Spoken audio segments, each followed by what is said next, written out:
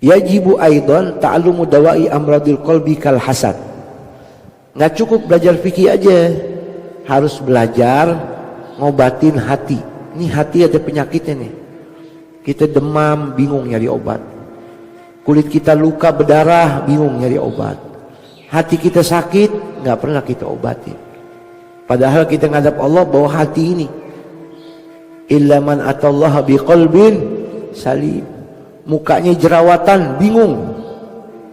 Kena matahari hitam, bingung. Hatinya hitam, dia nggak peduli. Hatinya keras, karena merajalela sifat-sifat busuk dalam hatinya, dia nggak peduli. Nauzubillahimin. Ini ibu bapak, manfaatnya ngaji itu begitu. Nggak cukup ibadah kita jadi bagus, tapi hati kita juga jadi bagus. Jadi kata mu'alif di sini wajib juga mempelajari. Jadi ada ilmunya. Mempelajari dawa, obat, amradil qalbi, penyakit hati. Kal hasad, seperti penyakit hasud. Itu harus diobatin. Nggak cukup orang punya ilmu kalau hasud. Nggak cukup orang ibadah enak kalau punya sifat hasud. Ya, hasud ini jahat, penyakit. Apa itu hasud? Hah? Apa itu hasud? Tamanni zawali ni'mah minal ghair. Ngarep nikmat orang lain habis. Itu namanya hasud. Si fulan punya mobil, mudah-mudahan mobilnya hilang. Si fulan punya sepeda, mudah-mudahan kempes bannya. Ini racun, saudara. Innal hasad ya'kulul hasanat kama ya'kulun nar wal hatab. Hasud ini menggerogoti pahala, seperti api menggerogoti melahap kayu. Kalau orang sholat 60 tahun hasud, habis sholatnya. Tuh. Dan orang yang hasud, ibu bapak, dia rugi dunia akhirat. Ruginya dunia sama akhirat. Rugi dunianya apa? Tiap hari hatinya dongkol sama orang. Itu orang hasud. Lihat orang dapat nikmat, sakit hatinya. Di dunia rugi. Apalagi kalau udah gak ketahan sifat hasudnya, keucap dengan lisan jadi gibah. Gibahin orang. Kalau udah gibahin orang, buka aib orang. Statusnya berubah. Orang yang hasud jadi zolim. Jadi di dunia rugi. Di akhirat lebih rugi lagi. Kenapa?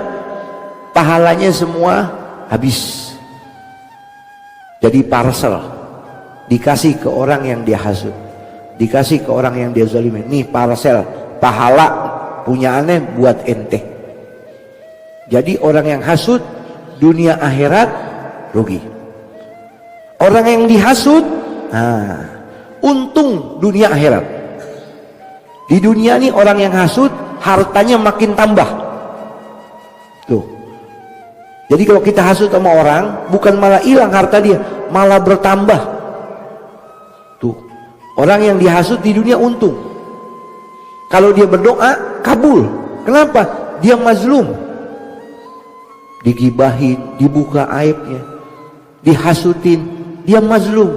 Orang zalim doanya kabul nggak? Kabul. Ya Allah, kasih saya rezeki hari ini. Blok, dapat lagi rezeki. Semakin dihasut, semakin kabul doanya. Bukan malah berkurang hartanya, malah berlimpah nikmat rizki dari Allah buat orang yang dihasut. Di akhirat lebih untung lagi, dapat parcel banyak. Parcel pahala dari fulan. Nah, dia bungkusin dosanya buat orang-orang itu. Ya, tuh orang yang dihasut. Ya. Mudah-mudahan Allah bersihkan kita daripada sifat-sifat hasud. Amin.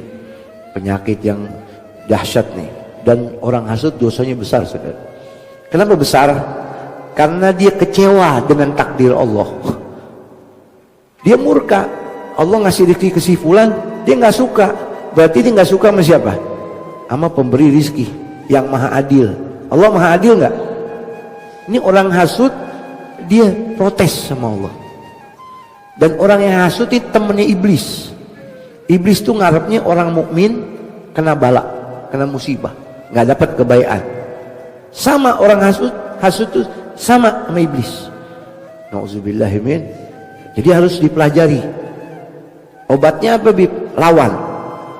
Kalau hati gerutu, lawan. Jangan sampai terucap, apalagi lawan, rem.